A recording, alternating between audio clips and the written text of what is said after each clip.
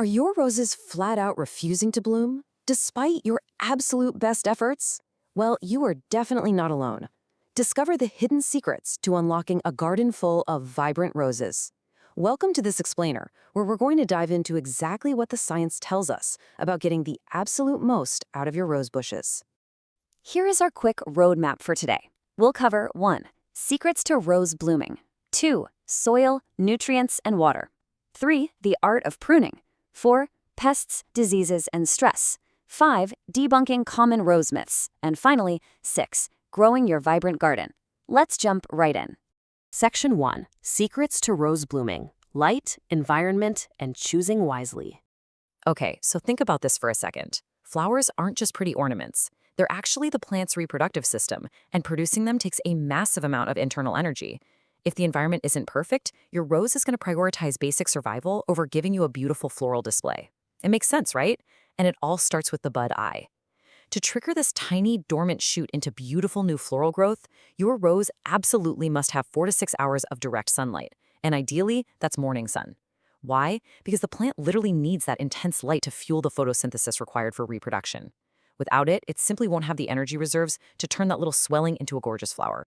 You know, choosing the right variety for your specific climate is practically half the battle. Picking something like drought-tolerant earth-kind roses or incredibly sturdy old garden heirloom roses prevents so much frustration before it even starts. On the flip side, if you plant a delicate variety in deep shade or cram it into a tight corner without healthy airflow, you're basically fighting a losing battle against nature right out of the gate. Moving on to Section 2, Soil, Nutrients, and Water. The roots of success. So many well-meaning gardeners accidentally go wrong right here. Watering lightly every single day is a total myth. Actually, scratch that. It's worse than a myth. It encourages shallow root growth and leaves the plant highly vulnerable to heat stress. What you really want is deep watering. We're talking about 1 to 1.5 inches of water completely soaking the root zone just 1 to 2 times a week. This builds deep, tough resilience. When a rose gets thirsty and experiences hydraulic tension, it'll actually drop its buds out of sheer stress before they ever open, just to conserve moisture. Deep watering stops that from happening. Now let's talk about food, because a rose's nutritional needs actually shift massively across the growing season. NPK stands for nitrogen, phosphorus, and potassium. Blindly applying high-nitrogen generic fertilizers all year long is frankly a terrible idea.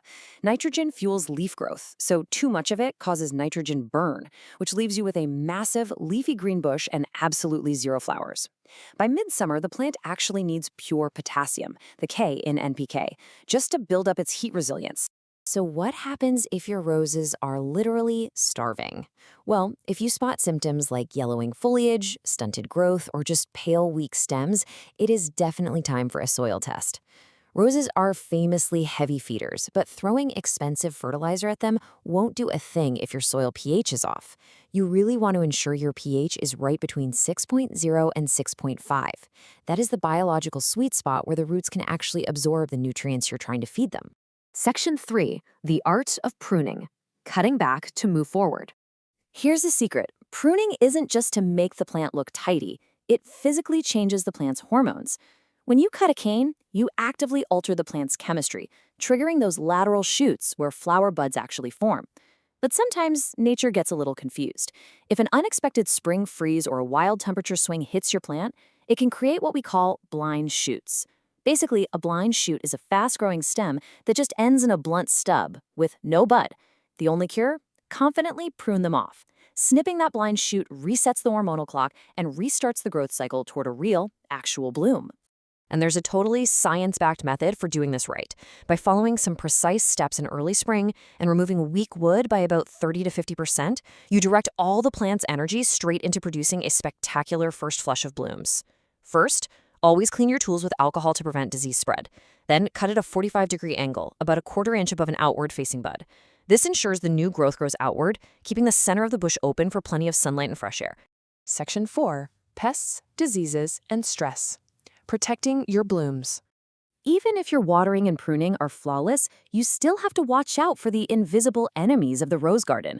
Tiny pests, like thrips, will literally blow in on the wind, invade your tight buds, chew the petals from the inside, and cause them to turn this gross, silvery gray color and drop before they even open. And it's not just bugs.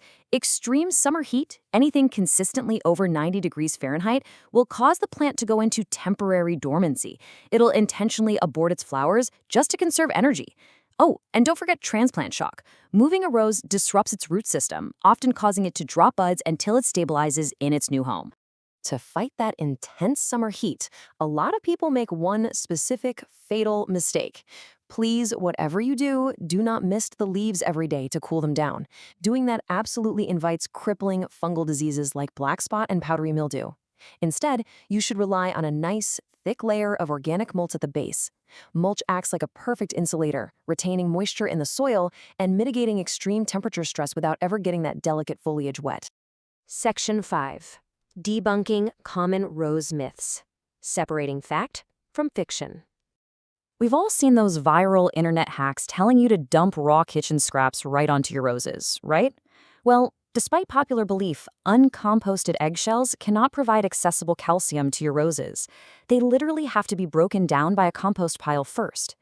Even worse, raw coffee grounds can actually create a hydrophobic barrier in your soil.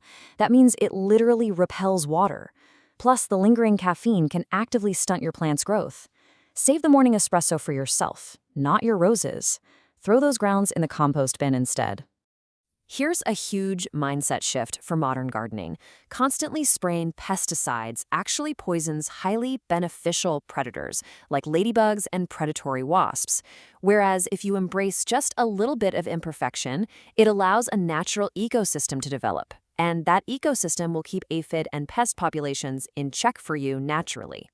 I hear this next fear all the time. Please do not let the fear of making mistakes stop you from pruning. Roses are absolutely not fragile divas. They are tenacious, durable perennials that have been cultivated for thousands of years. They can recover beautifully, even after a really severe, clumsy haircut. So get out there and snip with total confidence.